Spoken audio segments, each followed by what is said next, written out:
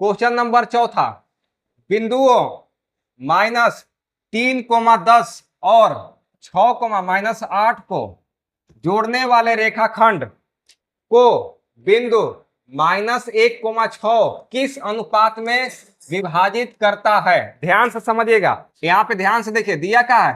बिंदुओं दिया है, बिंदुओं। मान लीजिए कि एक बिंदु यहाँ है जिसका नाम लिख देते हैं ए, और ये दिया है -3, 10, और एक बिंदु यहाँ पे देखिए है, ये मान लीजिए बिंदु यहाँ है जिसका नाम लिखते हैं बी, और ये है 6, -8 ना। इससे जोड़ने वाला एक रेखा है।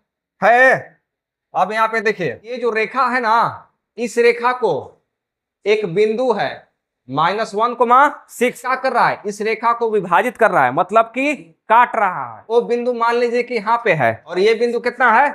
ये है -1,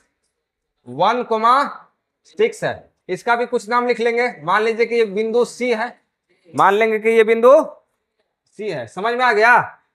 तो क्वेश्चन में पूछ रहा है कि बताइए ये जो बिंदु काटा है ना इस रेखा को, तो किस अनुपात में काटा है? अनुपात मतलब समझते हैं, M1 और M2, M1 और M2, उसी को बोलते हैं अनुपात। मतलब इसमें निकालना है M1 का मान और निकालना है M2 का मान। समझ में आ गया? बिंदु C का ये जो पहला है इसको लिखा जाता है X, और ये है Y। समझ में आ गया?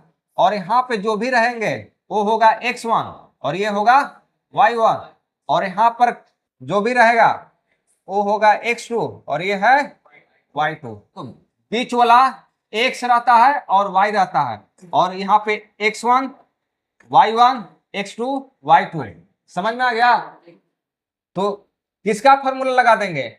X का, या तो इसका फॉर्मूला लगाइए या तो इसका लगाइए, दोनों में से किसी का भी लगा सकते हैं। तो अगर हम X का फॉर्मूला लगाते हैं, X का फॉर्मूला लगाते हैं, यहाँ पे देखिएगा, X बराबर फॉर्मूला क्या होता है?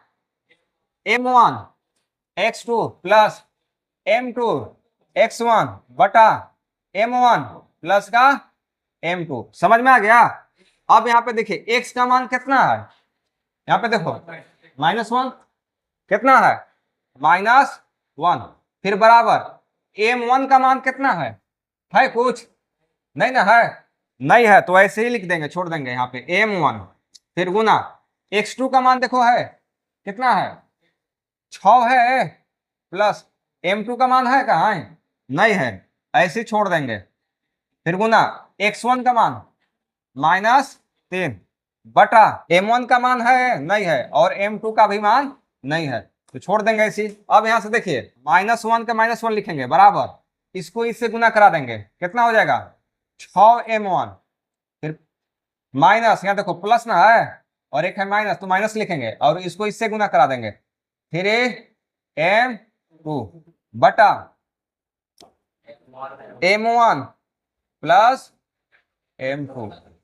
अब यहां से ध्यान से देखिएगा, यहां से एक लेके क्रॉस मल्टीप्लिकेशन करा देंगे, ये दोनों के साथ गुना होगा, एक बार होगा 6 के साथ, तो 6M1, फिर एक इसके साथ भी गुना होगा तो -3M2, और ये वाला -1 इसके साथ गुना होगा तो -1M1 हो जाएगा।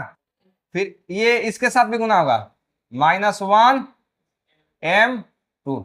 कोई दिक्कत नहीं है। M1 और M1 एक तरफ लाएंगे, यहां से लिखेंगे 6M1, और ई इधर आएगा तो माइनस में क्या में लिखेंगे? प्लस में 1M1। फिर बराबर पहले से है -1M2, यहाँ पे देखो माइनस में तक इधर कहाँ में आएगा? प्लस में 3M2। समझ में आ गया? अब यहाँ पे जोड़ देंगे, देखो कै गो हो जाएगा? 7 गो M1, 7 ना हो जाएगा। फिर बराबर यहाँ पे देखो घटेगा, कितना बचेगा? 2M2। अब यहां से देखिए M1 बटा क्या लिख लेंगे? M2। फिर बराबर ध्यान से देखिएगा, M1 बटा M2 लिख देना। जो M1 के आगे गुणांक में था कितना है? 7, तो कहाँ चल जाएगा? नीचे। और M2 का जो गुणांक में है वो कहाँ चल जाएगा? ऊपर। यहाँ पे देखो ऐसे लिख सकते हैं 2:7। समझ में आ गया? मतलब M1 का मान कितना हो गया 2 और M2 का मान 7। मतलब कि यहाँ पे देखो